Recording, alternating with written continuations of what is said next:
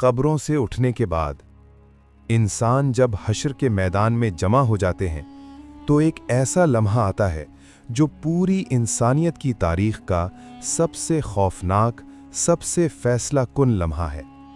زمین خاموش ہے، آسمان ساکت ہے اور انسان ایک خوف زدہ سمندر کی طرح کھڑے ہیں۔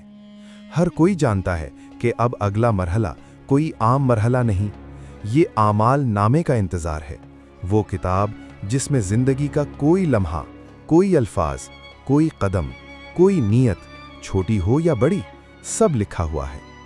ہوا رک گئی ہے، فضا جیسے اپنا سانس روک لیتی ہے اور لاکھوں کروڑوں دلوں کی دھڑکنیں ایک ساتھ گونجنے لگتی ہیں۔ انسان کے اندر خوف کا طوفان ہے، کوئی اپنے آپ کو دیکھ رہا ہے، کوئی زمین کو، کوئی آسمان کو، اور کوئی اپنے ہاتھوں کو پکڑ کر رو رہا ہے، اے اللہ، میں وہ کتاب کیسے تھاموں گا جو میں نے خود اپنے ہاتھوں سے بھری ہے؟ پھر اچانک آسمان سے ایک زبردست نور پھٹتا ہے، روشنی اتنی تیز کہ انسان آنکھیں بند کر لیتے ہیں، اور اسی روشنی میں ایک ہولناک آواز گونجتی ہے، فرشتوں کی آواز، ایسی آواز جس میں نہ نرمی ہے نہ رقت، صرف اللہ کا حکم، اللہ کی ہیبت، اللہ کا جلال۔ فرشتے جن کا قد پہاڑوں سے بھی بڑا، جن کے پروں سے آسمان ڈھکا ہوا، ایک قطار میں اترتے جاتے ہیں۔ ہر فرشتے کے ہاتھ میں ایک کتاب، اور ہر کتاب چمک رہی ہے جیسے اس میں انسان کی پوری زندگی کا عکس موجود ہو۔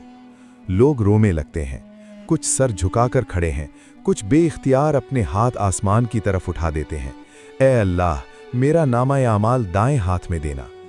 پھر پہلی بار ایک فرشتہ ایک شخص کے سامنے رک جاتا ہے، وہ شخص کانپ رہا ہے، ہاتھ لرز رہے ہیں، سانس ٹوٹ رہی ہے، اور فرشتہ کتاب آگے بڑھاتا ہے۔ ایک لمحے کے لیے ہر انسان کی نظر ان دونوں پر رک جاتی ہے۔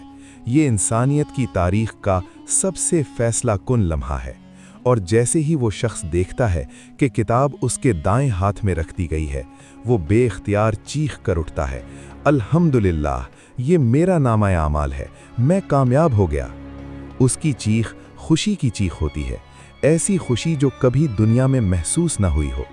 لوگ اس کی طرف دیکھتے ہیں، اور اس لمحے ہر انسان کے دل میں ایک خواہش، ایک لرزش، ایک دعا پیدا ہوتی ہے، اے اللہ، میرا انجام بھی ایسا ہی ہو۔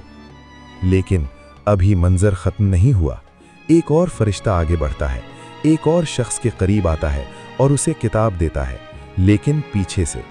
اس شخص کے چہرے سے روشنی کھینچ لی جاتی ہے، ہونٹ کانپنے لگتے ہیں، وہ کتاب دیکھتا بھی نہیں،